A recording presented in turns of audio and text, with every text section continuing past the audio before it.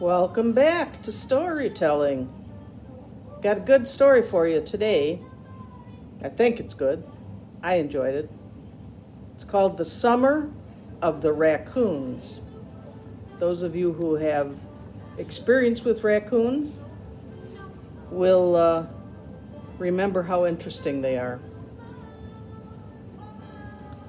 If I had my way, the story would have ended that day where it began, on the sixth hole of Stony Brook. What was that bawling? My wife Shirley asked, interrupting me in mid-swing. Without another word, she marched into the murky undergrowth and reemerged carrying something alive. It screamed. It's an orphaned raccoon, she said, gently stroking a mud-matted ball of gray fur. Its mother's probably 10 yards away, has rabies, and is about to attack, I scolded. No, it's alone and starving. That's why the little thing is out of the nest. Here, take it, she ordered. I think there's another baby over there. In a minute, she returned with a squalling bookend, just as mud-encrusted and emaciated as the first. She wrapped the two complaining ingrates in her sweater. I knew that look. We were going to have two more mouths to feed. Just remember, I declared, they're your bundles to look after. But of all the family proclamations I have made over the years, none was wider off the mark. When, like Shirley and me, you have 4 children, you don't think much about empty nests. You don't think the noisy, exuberant procession of kids and their friends will ever end. But the bedrooms will someday be empty.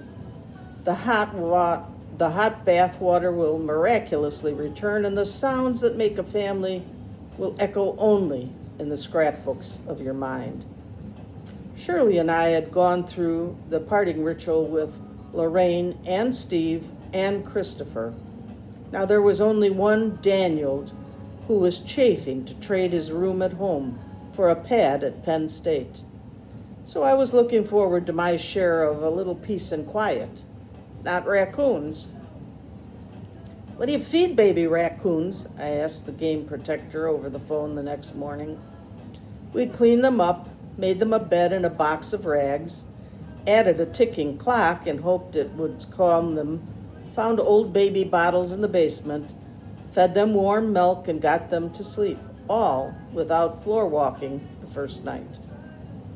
However, they revived and began their machine gun chant shortly after Shirley had run out the door, heading for classes.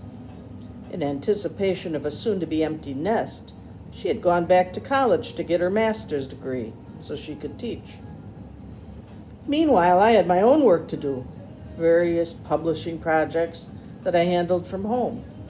As the only child remaining with us, Daniel was my potential raccoon relief man, or so I hoped.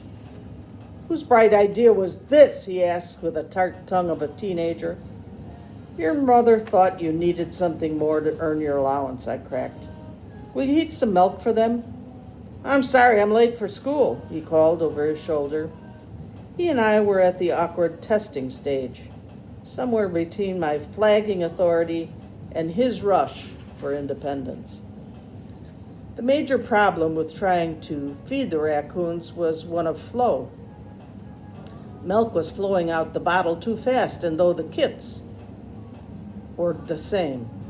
Thinner milk and less corn syrup, the wildlife man suggested, adding that he would send along a brochure for raising them. The object, he coached, is to take care of them until they can go back to the woods and take care of themselves. Well, I'll do anything I can to make that happen, I assured him. They're about 8 ounces each. I had weighed them on a postage scale. They'll be old enough to be on their own in a couple of more weeks, right? Not quite, he said. Come fall, if all goes well, they'll be ready. I'll strangle them before then, I said under my breath. I prepared a new formula and tried it on one. The kit coughed and sputtered like a clogged carburetor. The hole in the nipple was too big. Maybe I could feed them with a doll's bottle, I concluded, and set out to find one. At a toy store, I found some miniature bottles, one of which was attached to a specially plumbed doll named Betsy Wetsy. My Betsies are wetsy enough, I told the clerk, declining the doll and diaper, but taking the bottle.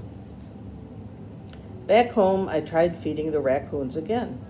Miracle of miracles! They sucked contentedly and fell asleep. Only 12 more weeks to September, I counted down. During the next month and a half, I functioned faithfully as a daycare nanny for Bonnie and Clyde, named for their bandit-like masks. The kits apparently considered me their mother. When I held them at feeding time, they still spoke in the same scratchy voice, but now it was contented and more like a hum. The only time they may have perceived me to be an impostor came when they climbed on my shoulder, parted my hair, and pawed in vain for a nipple. Before long, the kits graduated to cereal and bananas. When they became more active, our backyard bird bath became an instant attraction. Bonnie, the extrovert of the two, ladled the water worshipfully with her paws like a priest conducting a baptism. Clyde followed suit, but cautiously, as if the water might be combustible. Next, Bonnie discovered the joy of food and water together, and thereafter every morsel had to be dipped before eating. By July, the kits weighed about 3 pounds. I built a screened-in cage and moved them outdoors. When they had adjusted well to their new quarters, Daniel suggested we free them to explore the woods and forage for food. I don't want them to get lost or hurt out there, I said, sounding more like a mother hen than a surrogate father raccoon. They should get used to being on their own, Daniel insisted. We left the door ajar so they could wander during the day. At night, we called them home by banging together their food bowls. They came out of the woods at a gallop. Still, I was afraid we might be rushing their initiation into the wild. One windy afternoon, while Daniel and I were playing catch in the backyard, I spotted Bonnie, 20 feet off the ground, precariously tightrope walking the bouncing branches of a mulberry tree. She had eaten her fill of berries and was trying to get down, or so I thought. "Be careful, babe," I called, running to the tree. "Quick, Dan, get a ladder." "Let her go," he said calmly. "She's on an adventure. Don't spoil her fun."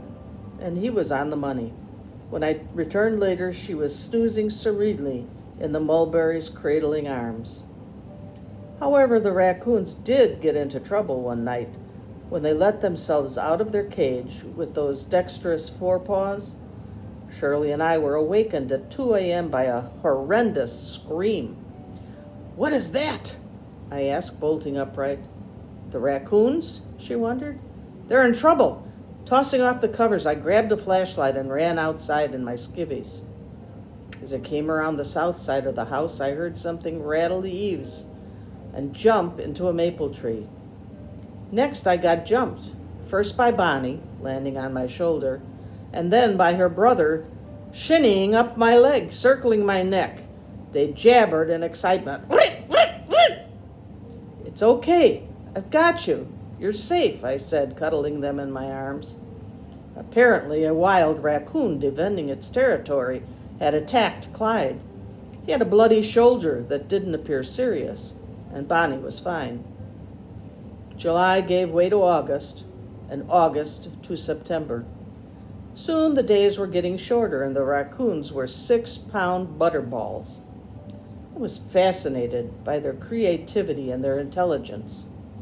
One evening, after I banged their food bowls together, there was no reply. When I reported anxiously at the breakfast table that they hadn't come in the night before, Daniel laughed at my concern. "Now we'll see if you're a teacher as a mother raccoon." "I already know the answer," I said. "By the way, what time did you get in last night?" "About midnight," he answered. "Your eyes say later." "I'm not a baby anymore," he shot back. Outside, I reckoned the raccoons again, and this time they reported. effervescent Bonnie in a flat-out sprint, Clyde in a tag-along amble. Near the end of September, they were missing a week, and I suggested to Shirley that they were probably gone for good. You know, it's a mistake trying to hold on to anything longer than you need to, she counseled. Who's holding on? I protested, and when I continued scanning the woods, hoping to catch sight of them, I knew she was right. Reluctantly, I dismantled their pen, stored their bowls, and put them out of my mind, or tried to. But they had got more of a hold of my heart than I ever thought possible. What I had considered a nuisance had in fact been a gift. What I had labeled a burden, a blessing. Why is it, I asked myself, that with so many people and things we only appreciate them fully after they're gone? One Sunday, near the end of October, Shirley, Daniel, and I were in the backyard raking leaves when I spotted a ringed tail beyond the gate that opened onto the woods. Look, Shirley, I whispered, and though I had no idea if it was one of ours, I called, Bonnie, Clyde. The magnificently marked animal rose on its hind legs and looked us over inquisitively. For a frozen moment, we faced off, statue-like. Then I called again, and the animal moved in our direction. It was Bonnie, and we went to meet her. Kneeling, I held out my hand, which she licked while I rubbed her neck. She purred her most satisfied. Rrt, rrt, rrt. Go get a banana for her, I suggested to Daniel. No, it's time she made it on her own, he replied firmly. She's a big girl now. Don't do anything for her that she can do for herself. I looked at Shirley and I winked. Tall, broad-shouldered Daniel wasn't talking raccoons. He was talking parents. The object is to take care of them until they can take care of themselves, a haunting voice echoed. It was time to let go.